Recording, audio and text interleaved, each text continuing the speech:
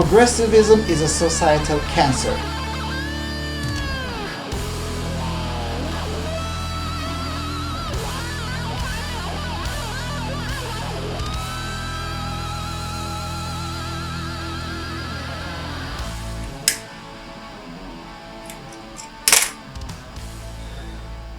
Oh, hi there. Welcome to the Freedom Alternative.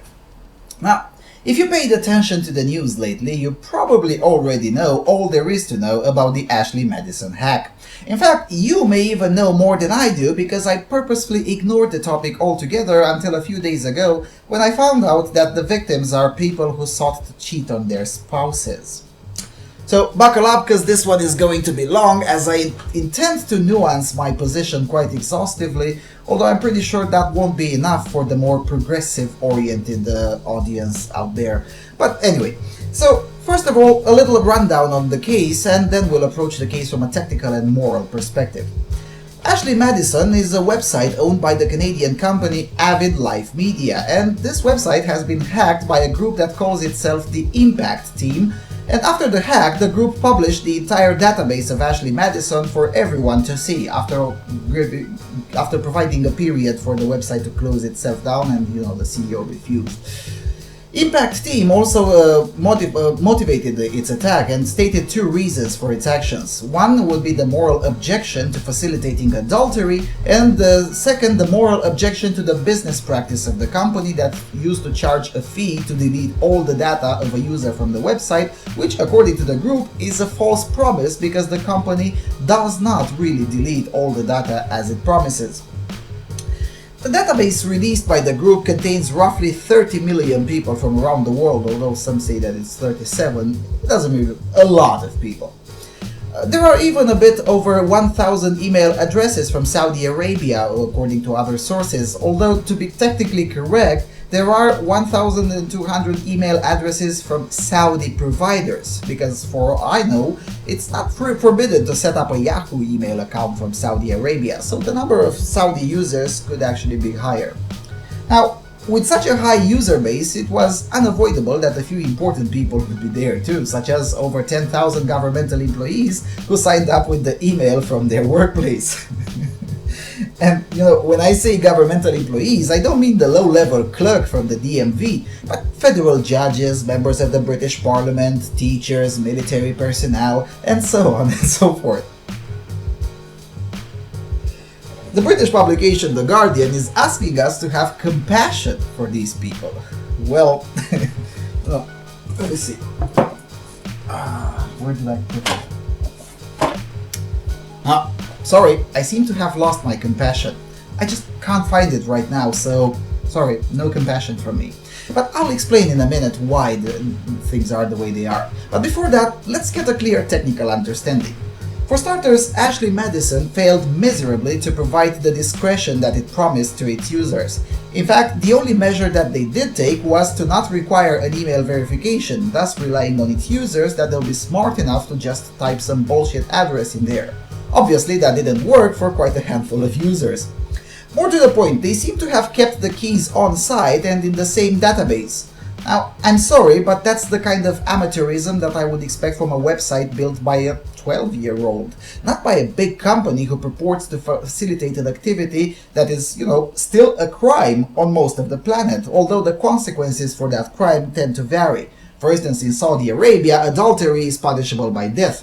In my country, adultery is grounds for divorce, and if the marriage is 20 years or older, the cheating spouse is liable for lifetime annuity, or alimony, I think would be the equivalent in English. In Massachusetts, for instance, in the States, adultery is punishable by up to 3 years in jail. In Michigan, it's 4 years in jails. So, this adultery business is really not a joke, and it should not be a joke. Yet the security of Ashley Madison was quite obviously a tasteless joke. The encryption was also a joke, and generally the privacy of the users was not taken seriously at all. And since they did not require email checking, why the hell didn't they encrypt the emails too, so not even they can see them? Because sure, this route would have been the more difficult one, since they also would have had to find a way of auto-decryption by user consent to other users on the site, but this route would have been the more secure way. On a more general point, security experts around the world have warned people multiple times not to put sensitive information online. No matter how secure they think the service is, putting sensitive information online is still a bad idea. And if you think that using your governmental email to sign up on a website that facilitates adultery is such a fabulous idea, then I'm sorry, but you kinda do deserve everything that's coming for you. On the other hand, there is a legitimate point to be made that since no email verification is required, one's email could appear on the leak without that person even knowing or consenting to that. In other words, if I wanted to prank someone, I'd sign up to Ashley Madison with his email address just because I can, and no one could verify or do anything about it. This is actually the only argument that's preventing me from going full conservative on the issue. Yes, there is a tiny minority of those users who may indeed be entirely not guilty and just a victim of a prank. But in a pool of over 30 million, those can't be more than half of 1%, most likely even less than that. But for the rest of them, well, I'm quite glad that this happened, or at the very least, quite dismissive of the complaints of the so-called victims. Rumor has it that a Saudi homosexual signed up to the site while he was studying in the US, but he was outed when he was at home in Saudi Arabia, where both adultery and homosexuality are capital offenses. Well, if that rumor is true, because it hasn't been confirmed as of yet, that is indeed a nasty situation. Although again, this guy could afford to travel and study in the US, which is not cheap at all, yet he didn't even consider emigrating? That's odd, to say the least. Where I'm getting with this is that the victims of this leak have an enormous responsibility over what happened to them. The best constructed argument that I encountered against my position goes something like this, and this is a paraphrase of a comment posted on a message board. Link in the low bar to where I found it. It goes like this. One day your eHarmony profile and all the embarrassing messages you sent will be available for all to see. All the nasty comments you anonymously posted on blogs, all the IM logs, all your texts, all your sexts, and all the porn you've ever looked at. Let he who is without internet sin cast the first stone. Worse even, people will go to jail, be tortured and killed over this hack, and spouses and kids are going to be humiliated and careers destroyed. And for what? Most of the people who used this site were just going for a thrill. They never actually managed to hook up an affair, and if they did, they probably backed out. No worse than looking at porn. He who is without internet sin cast the first stone. I really like that phrasing. Too bad, though, that this phrasing is actually quite unfitting for this case, because, you see, not all internet sins are the same. Even if most of the people who use the service were just going for a thrill and never actually managed to hook up an affair, that still doesn't make it okay. If I bring 2 grams of heroin in the United States, do you think the police or the DA will believe me or give a toss that I was just going for a thrill and never actually managed to sell it? No? Thought so. The thing is that adultery is immoral, no matter how you look at it. If you're willing to betray at such an intimate level, that to me puts a significant stain on that person's level of trust. How can I really trust a person, for instance, to pay me in time if that person can't even be trusted not to betray his or her significant other? If a person can't be trusted to play morally with the person whom they vowed to be faithful to, why should that person be a trustworthy business partner? They have no vows with me, and a much smaller moral obligation to me. Also, just because you are going for a thrill, that doesn't suddenly make it okay. If you are tempted to betray just for a thrill, then what else will you be tempted to try in the future, just for a thrill? And, I'm very serious with this. If you want a life without obligations, I can fully empathize. But just don't get married and don't promise stuff in stable, long-term relationships. You can't have both. You either want a family or you want an obligation-free life. Also, the argument that it's no worse than looking at porn is entirely ludicrous. One doesn't watch porn in order to find someone to have an affair with. One watches porn to get off because one does not have someone to have sex with. And yes, spouses and children will suffer as a result of finding out the truth, because yes, the truth tends to hurt, especially in a world in which comfortable lies are being touted as some sort of virtue. But you know what? Those spouses and those children were already suffering anyway because of the lost attention of the adulterous parent. As for career destroyed, boo fucking who. I can't find my violin, but seriously, cry me a river. If you know you're an adulterous person, get a job in a sector where no one cares. There are countless jobs out there where nobody gives a flying toss over what you're doing.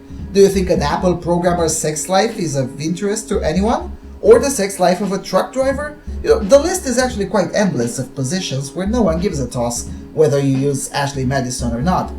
But if you want to work a position of public trust, then yes, goddammit, it is a huge issue if not even your spouse can trust you to abide by your word. Why should I trust, for instance, an adulterous judge to deliver justice in a family court, for example? Or what guarantees do I have that over the judge's fairness? How can an adulterous judge be worthy of the title Right Honorable? Why should I call an adulterous judge rampantly supporting my hypothetical adulterous wife, Your Honor? The answer is that I shouldn't, and nor should you. Trusting an adulterous person is bad business practice. Confirmed adulterers should indeed be shunned as if they have a plague, because their actions do indeed inflict a plague on the institutions and businesses over which they were entrusted to be responsible with.